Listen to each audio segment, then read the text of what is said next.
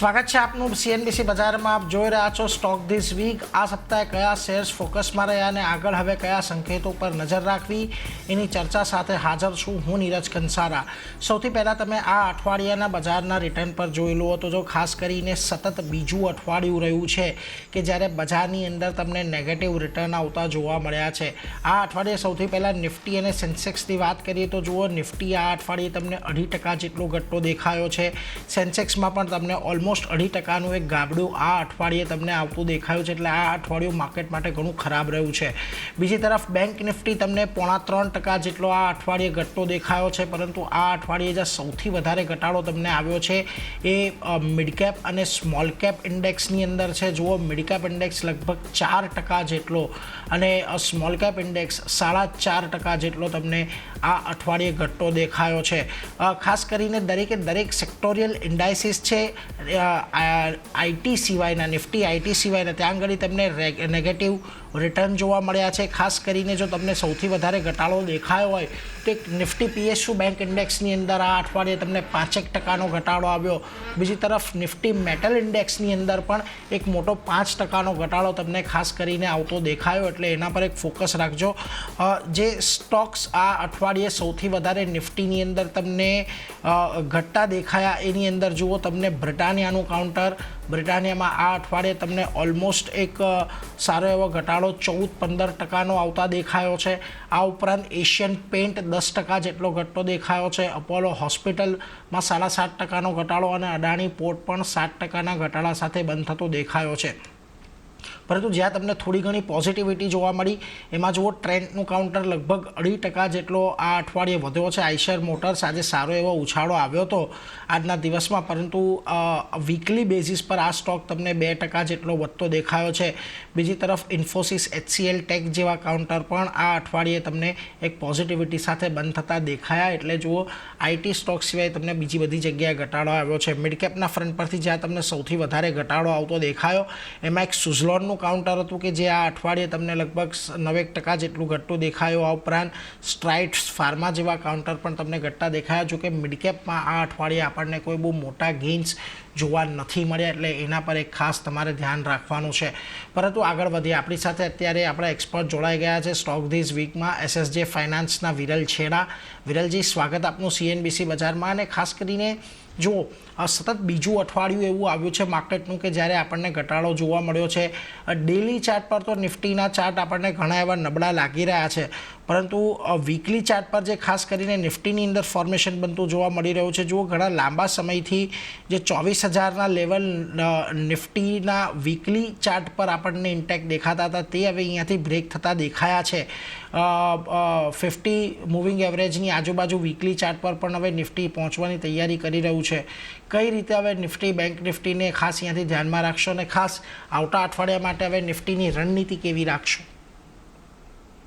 Good evening. અગર પહેલા આપણે નિફ્ટીની વાત કરીએ તો આપણે ઓવરઓલ જોઈ શકીએ છીએ કે અત્યારે નિફ્ટી થોડું ડાઉન ટ્રેન્ડમાં ચાલી રહ્યો છે.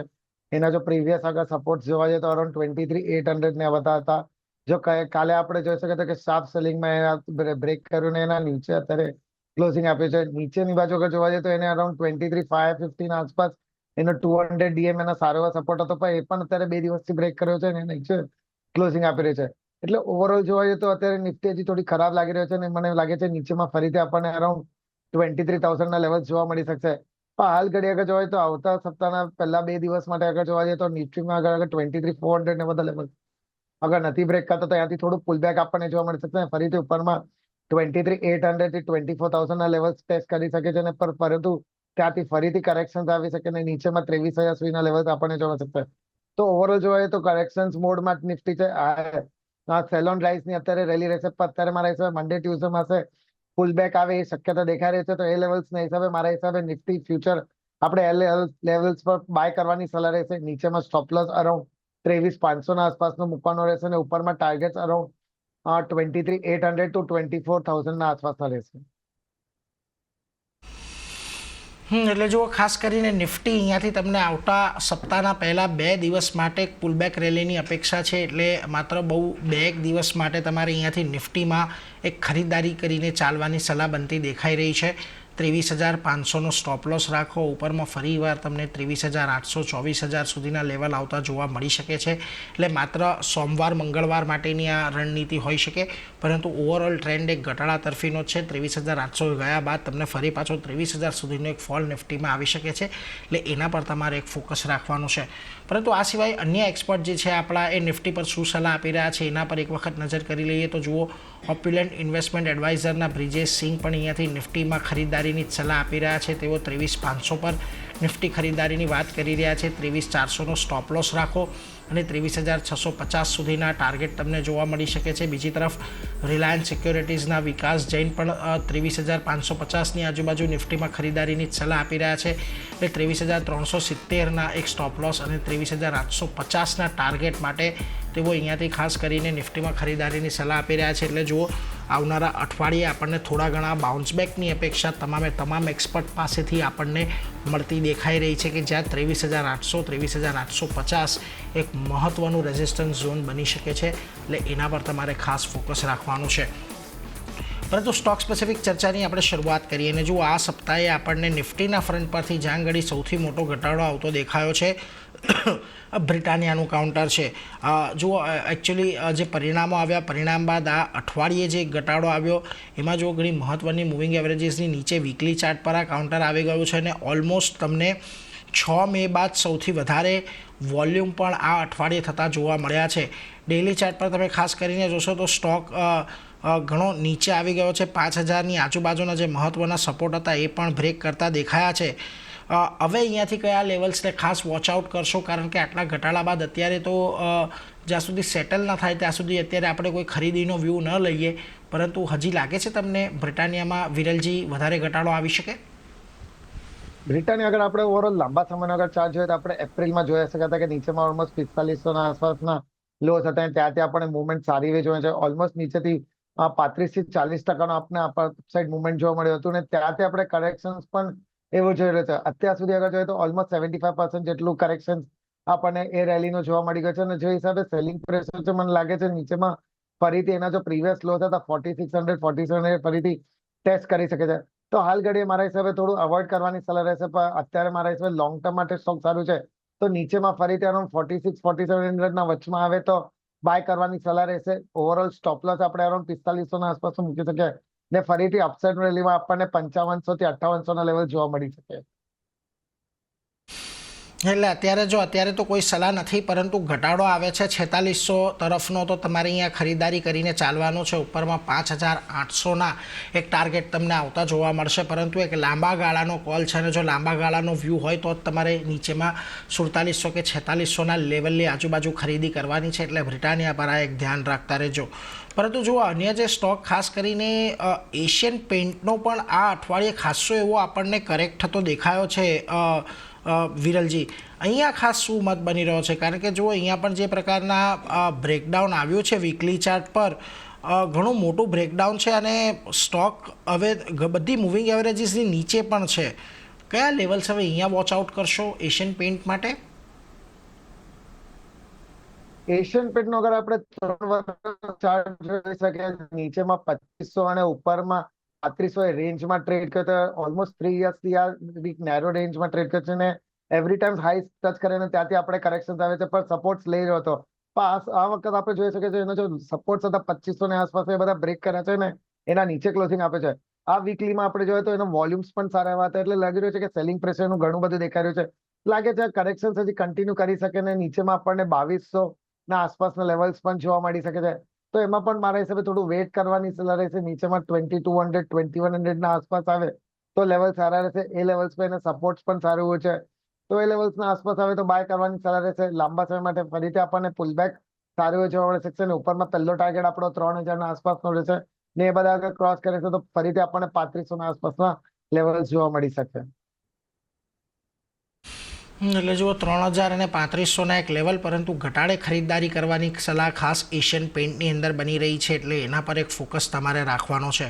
પરંતુ આ અઠવાડિયે જુઓ આપણને કેશ માર્કેટમાં જ્યાં આગળ થોડા ઘણા ઉછાળા આવતા દેખાયા છે. એમાં એક ઝોમેટોનું કાઉન્ટર છે, લગભગ 6.5% જેટલું ઝોમેટો આ અઠવાડિયે આપણને વધતું દેખાયું છે. તમે જોશો તો જો 240 245 પાસેના એક સારા એવા સપોર્ટ લીધા છે લગભગ 3-4 અઠવાડિયાથી, અને આજે આપણને એક બ્રેકઆઉટ આ અઠવાડિયે આવ્યું છે. લાગે છે ઝોમેટો ફરી એક વખત 300 તરફની રેલી અહીંયાથી બતાવી શકે? ઝોમેટો ઓવરઓલ કાઉન્ટર સારું દેખાય છે, વોલ્યુમ્સ પણ એવા સારા દેખાય છે. ઓવરઓલ જો એમાં ઓલ ટાઈમ હાઈ હતા 290 ના આસપાસ, ત્યાંથી આપણે કરેક્શન જોયું છે. ઓલમોસ્ટ 1 to 2 મંથ કરેક્શન હતું. ડાઉનવર્ડ મૂવિંગ ચેનલ ને અત્યારે બ્રેકઆઉટ કર્યું છે. વોલ્યુમ સાથે અત્યારે 50 DMA ના ઉપર પણ ટ્રેડ કરે છે. એટલે ઓવરઓલ કાઉન્ટર જોવા જઈએ તો સારું દેખાઈ રહ્યું છે, અપ ટ્રેન્ડમાં ચાલી રહ્યો છે. તો જ્યાં સુધી નીચેમાં જ્યાં સુધી 240 ને એ બધા લેવલ્સ નથી બ્રેક કરતો, ત્યાં સુધી મને લાગે છે અહીંયાથી અપસાઇડ મુવમેન્ટ કન્ટિન્યુ કરી શકે છે, અને ફરીથી એના જો પ્રીવિયસ હાઈસ હતા 295 ને બધા બ્રેક કરીને એના ઉપર નવા હાઈસ બનાવી શકે છે. તો આ લેવલ્સમાં પણ આપણે બાય કરીને ચાલી શકે છે. 240 ના આસપાસનો સ્ટોપ લોસ સાથે પહેલું ટાર્ગેટ આપણો 300 નો રહેશે, ને એના ઉપર નીકળે છે તો અરાઉન્ડ 350 નો આપણો બીજો ટાર્ગેટ રહેશે. વિરલજી, ખાસ કરીને જુઓ આ સપ્તાહે આપણને જે આખું એક સેક્ટર દબાણમાં રહેતું દેખાયું છે એ છે Nifty metal. Nifty metal index આ અઠવાડિયે લગભગ 5% જેટલું ઘટ્યું છે, પરંતુ અમુક સ્ટોકની અંદર સારા એવા ઘટાડો પણ આવ્યો છે, ને એમાં એક નજર પડી રહી છે સેલના સ્ટોક પર. 5.5% ઘટાડો આ અઠવાડિયે લગભગ આવ્યો છે. અને જુઓ અહીંયા છેલ્લા 4 અઠવાડિયાથી આ જે 100 પીરિયડની મૂવિંગ એવરેજ છે, સિમ્પલ મૂવિંગ એવરેજ, એની આજુબાજુ વીકલી ચાર્ટ પર સપોર્ટ લઈ રહ્યો છે. લાગે છે અહીંયા સેલ માટે કોઈક પોઝિટિવ વ્યૂ રાખવો જોઈએ અત્યારે, કે વોચલિસ્ટમાં રાખવો જોઈએ? મેટલની વાત કરીએ તો આપણે જોઈ શકીએ છીએ કે ઓક્ટોબર મહિનામાં ઓલ ટાઈમ હાઈ બનાવેલો અરાઉન્ડ 10,330 ને ત્યાંથી આપણે ઘટાડો ઓલમોસ્ટ જોઈ રહ્યા છે. ઉપરથી 20% જેટલું આપણે કરેક્શન જોવા મળે છે. આ લોઅર બોટમ પેટર્ન ફોર્મેશન પણ આપણને દેખાઈ રહ્યું છે. હાલાકી જોવા જઈએ તો નીચેમાં અરાઉન્ડ 8,700 ના આસપાસ એક સપોર્ટ છે. અગર એ પણ બ્રેક કરે છે તો કરેક્શન આપણને એમાં સારું જોવા મળી શકશે, અને નીચેમાં ફરીથી 8,400 થી 8,200 સુધીના લેવલ્સ પણ આવી શકે છે. તો એ પ્રમાણે મને લાગે છે સ્ટોક્સમાં પણ થોડો કોશિયસ રહેવું પડશે. ઓવરઓલ બધા સ્ટોક્સમાં આપણે ઘટાડો તો સારો જોઈ રહ્યા છે, પણ જે હિસાબે તમે સેલની અગર વાત કરીએ છીએ તો આપણે એમાં આગળ પહેલા જોવા જઈએ તો એમાં પણ 170 ના આસપાસના હાઈ હતા, ત્યારથી કરેક્શન જોવા સારું મળે છે. અત્યારે એના જો પ્રીવિયસ બોટમ છે ઇન્ટેક્ટ રાખી રહ્યો છે. અગર એ બ્રેક કરે છે તો કરેક્શન્સમાં આપણને ફરીથી 195 એ લેવલ્સ પણ આવી શકે છે. તો અત્યારે મારા હિસાબે થોડું વેઇટ કરવાની સલાહ રહેશે. હજી અહીંયા કોન્સોલિડેટ કરે છે, અને અગર થોડું સાઇડવેઝ મૂવમેન્ટ કરીને ફરીથી 120 ના ઉપર નીકળે છે પછી જ આપણે એમાં બાય કરવાની સલાહ રહેશે. સ્ટોપ લોસ હાલ ઘડીએ માટે આપણે 108 ના આસપાસ મૂકી શકીએ, અને ઉપરમાં ફરીથી મારા હિસાબે 130 થી 140 ના લેવલ આવી શકે છે. પણ એના માટે 120 ઉપરમાં નીકળવા માટે આ જરૂરિયાત દેખાઈ રહી છે. 120ની ઉપર નીકળે ત્યારબાદ જ ખરીદી કરવી જોઈએ સેલની અંદર, એટલે એના પર એક ફોકસ રાખજો. ત્યાં તમને 130 સુધીના લેવલ આવતા જોવા મળશે, પરંતુ અત્યારે નહીં. 120 લેવલ નીકળવાની તમારે રાહ જોવી પડશે. બીજી તરફ નિફ્ટી PSU બેંકની અંદર પણ જુઓ આ અઠવાડિયે આપણને એક મોટો ઘટાડો જોવા મળ્યો છે, અને ખાસ કરીને તમામ જે PSU બેંક છે આ સપ્તાહે થોડીક નેગેટિવિટી સાથે બંધ થતી આપણને જોવા મળી છે. જુઓ SBI તમને લગભગ આ અઠવાડિયે 3% જેટલો ઘટાડો, તમને 4-4.5% ઘટાડો SBIમાં આવ્યો છે. બેંક ઓફ બરોડાની અંદર પણ આ અઠવાડિયે તમને એક 5.5-6% ઘટાડો આવતો જોવા મળ્યો છે. PNB જેવું કાઉન્ટર પણ એક થોડુંક ઘટીને બંધ થયું છે. PSU બેંકમાં તમને કોઈ અત્યારે સલાહ બનતી દેખાઈ રહી છે, કારણ કે થોડું ઘણું જે એક સારી રેલી આવી હતી ત્યાંથી થોડુંક પુલબેક આવ્યું છે આ અઠવાડિયે. હવે PSU ઇન્ડેક્સની અગર વાત કરીએ તો એમાં પણ આપણે જોઈ શકીએ કે ગયા 7 નવેમ્બરનો ઓલમોસ્ટ જોઈએ તો 1 મંથનો હાઈ બનાવેલો અરાઉન્ડ 7,000 ના આસપાસ. ત્યાં જેનો 200 DMA હતો, એટલે મારા હિસાબે ત્યાં રેઝિસ્ટન્સ લઈને આપણને છેલ્લા 5 થી 6 ટ્રેડિંગ સેશનમાં કરેક્શન સારું જોવા મળે છે. ઓલમોસ્ટ ઉપરના ભાવથી 10% કરેક્શન થયો છે, અને જો હિસાબે સેલિંગ પ્રેશર ચાલુ રહે છે, લાગી રહ્યો છે નીચેમાં ફરીથી આપણને 6,300 થી 6,200 ના આસપાસના લેવલ જોવા મળી શકે છે.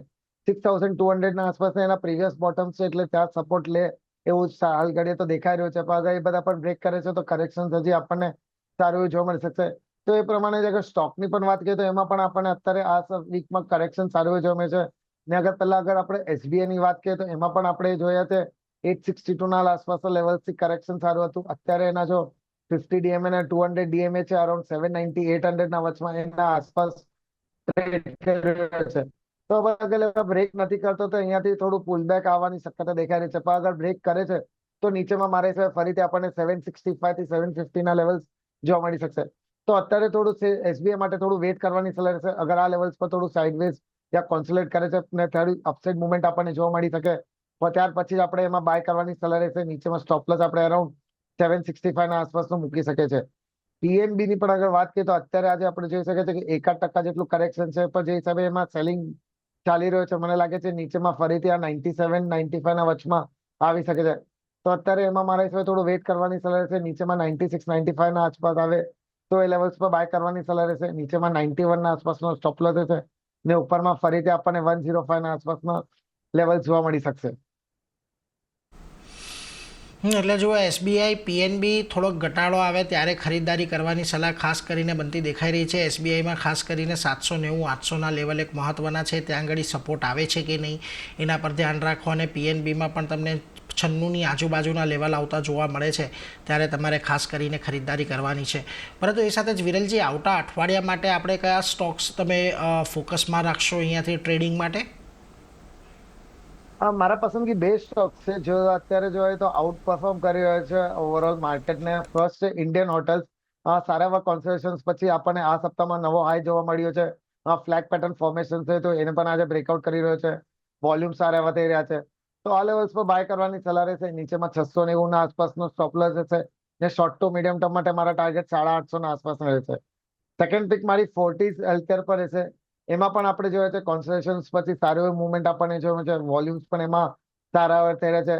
20 ડીએમએ 50 ડીએમએ ને એના ઉપર અત્યારે ટ્રેડ કરી રહ્યો છે. લાગી રહ્યો છે એનાથી અપસાઇડ મુવમેન્ટ હજી કન્ટિન્યુ કરી શકે છે. તો 600 ના સ્ટોપ લોસ આપણે આ લેવલ્સ પર બાય કરવાની સલાહ છે. ઉપરમાં ટાર્ગેટ્સ આપણા 720 ના રહેશે. એટલે જો આવતા અઠવાડિયા માટે તમારે થોડું સ્ટોક ખરીદવા હોય તો એક ઇન્ડિયન હોટલ્સને ધ્યાનમાં રાખજો. 690નો સ્ટોપ લોસ અને 850ના ટાર્ગેટ. થોડું 1-2 મહિના માટેનો કોલ છે, એટલે થોડુંક વધારે હોલ્ડિંગ પીરિયડ તમારે રાખવો પડશે. અને બીજું ફોર્ટિસ હેલ્થકેરનું કાઉન્ટર છે કે જ્યાં આગળ 600ના સ્ટોપ લોસ અને 720ના ટાર્ગેટ માટે તમારે ખાસ ધ્યાન રાખવાનું છે. એટલે ઇન્ડિયન હોટલ, ફોર્ટિસ હેલ્થકેર, આ બંને પર ખાસ ફોકસ રાખજો. પરંતુ બીજો એક સ્ટોક આજના દિવસે ખાસ ચર્ચા કરવી છે. અને જુઓ, જ્યાં આગળ આપણને આ અઠવાડિયે થોડી ઘણી પોઝિટિવિટી જોવા મળી હોય તો એ કાઉન્ટર ખાસ કરીને માસ્ટેકનું કાઉન્ટર છે કે પોઝિટિવિટી અહીંયા આપણને જોવા મળી છે. ઓવરઓલ આઈટી સ્ટોક્સની અંદર પણ આ અઠવાડિયે એક સારી એવી તેજી જોવા મળી છે. પરંતુ જુઓ, અહીંયા આ અઠવાડિયે ફરી એક વખત જે 3200ની આજુબાજુનું રેઝિસ્ટન્સ જે ઘણા સમયથી ફેસ કરી રહ્યો છે, ત્યાં જ આ અઠવાડિયે એક રેઝિસ્ટન્સ પણ જોવા મળ્યું હતું. લાગે છે માસ્ટેક અહીંયાથી કોઈ પોઝિટિવ મોમેન્ટમ આવતા અઠવાડિયા માટે બતાવી શકે?